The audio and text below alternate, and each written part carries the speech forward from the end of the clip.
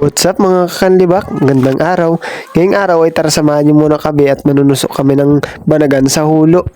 Pagkatapos na namin mag-umagahan, ay agad-agad na nga kami nagitindi at medyo malayo-layo nga na yung apuntahan na yun dahil hulo yun.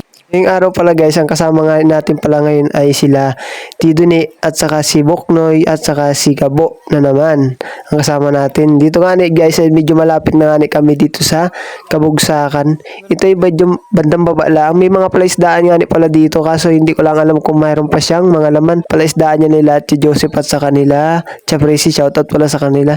Dito nga ni guys ay naglakad-lakad na kami. Mag-ingat-ingat lang talaga kayo dito at medyo mabato nga ni. Dito nga ni pala guys pati yung ay tangke ng tubig na nagasupply dito sa amin sa Barangay Tugos. Dito na nga ni pala guys yung Kabugsakan Falls sa baba-baba lang yung tangke na yan. Tapos dito nga ni pagkadating namin dito sa may bandang taas ng Kabugsakan Falls ay nagsimula na nga ni kami agad manimot ng mga suso.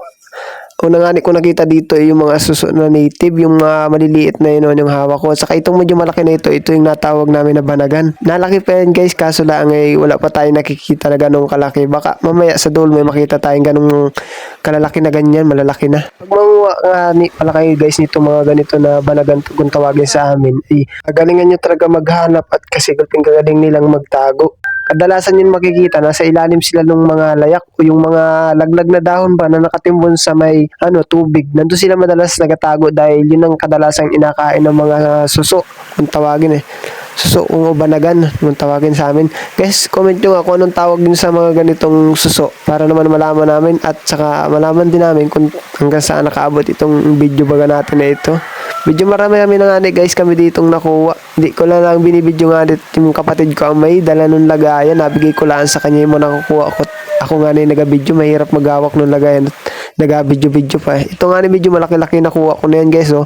Ganito yung nasabi ko kanina. Pero may mas malaki pa dyan. Kaso na mamaya baka may makita pa tayong ganun. Napakabilis nga guys dumami ng ganitong mga klase ng mga suso dito sa amin. Kaso nga nila ay huwag niyo talagang asagarin ng pagkuha. Huwag niyo kunin yung maliliit kasi pag kinuha natin yung maliliit ay siyempre masasakod sila, mauubos sila, matatagalan sila magparami. Kaya dapat ang akunin lang natin yung saktuwang lakilaang na pwede na nating pwede na nating kainin. Kasi yung mga maliliit ay palakihin naman natin, ay lang natin sila dun.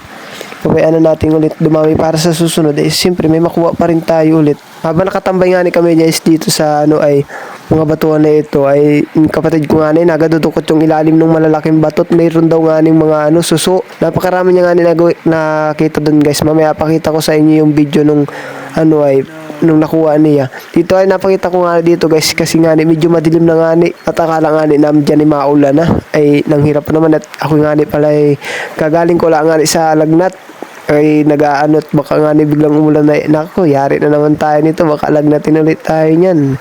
Medyo hindi pa magaling. Ito na nga pala guys yung mga nakukuha niya konti pa yan mamaya tingnan nyo sobrang dami niyan mamaya. Hindi niya pa kasi nakukuha lahat yung mga nandun sa ilalim ng bato. Kasi nakakalkal niya yung mga layak. Inaalis niya yung mga layak na nandun sa ilalim ng bato. Kasi nandun sila nagatago yung mga na yun. Yung mga banagan na yan. Kung suso na yan. Ito na nga pala guys yung pangalawang niyang kuha. O mga ilang peraso na rin yan. Pero napakadami niya na nalagay dyan sa Tingnan niyo naman kung kano na yung kadaan nakuha namin.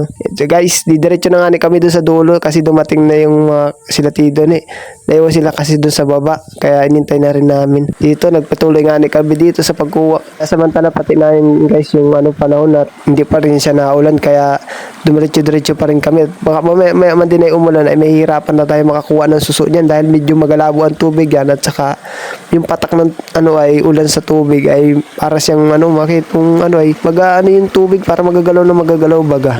Tingnan niyo naman guys dito yung kalikasan natin. Napakaganda pagmasdan, di ba? Natural dapat ingatan natin at huwag sirain. Ito nga guys pala nakarami na naman yung kapatid ko dito ng kuha napakadami niya na naman nadukot doon sa ilalim ng bato. Napakagaling maghanap nito, napakalinaw ng mata. Ako nga may flashlight na kaunti para nakuha buti isa na regal pin dahil nakuha yan si Gabo kapatid ko. Tignan mo naman yan nasa ibabaw ng bato, napakarami nila. Pero nabalik din naman namin yung mga maliliit para sa sunod siyempre may makuha pa tayo. Na akong masabi guys, bahala na kayo, panoorin nyo na lang yung mga video ng pagkuha ko dito ng mga suso na banagan kung tawagin dito sa amin. Let's go!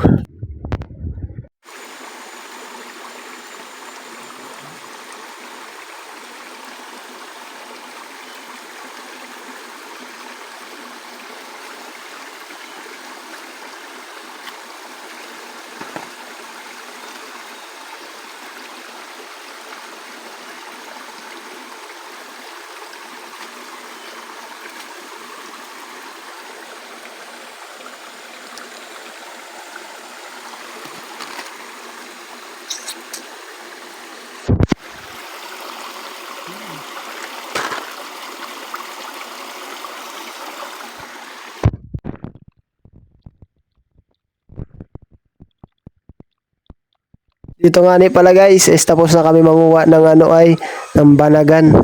Nandito na kami sa mismong dulo. Kaya pauwi na kami, tapos na kami kasi manguha ng banagan. Let's go nga. Shoutout pala dyan sa mga solid followers saka solid viewers natin dyan. Comment na lang kayo sa mga sa video na to para sa susunod na video is ma-shoutout ko kayo. Kung taga saan kayo para naman malaman ko kung saan nakaabot yung video natin ito. Maraming salamat.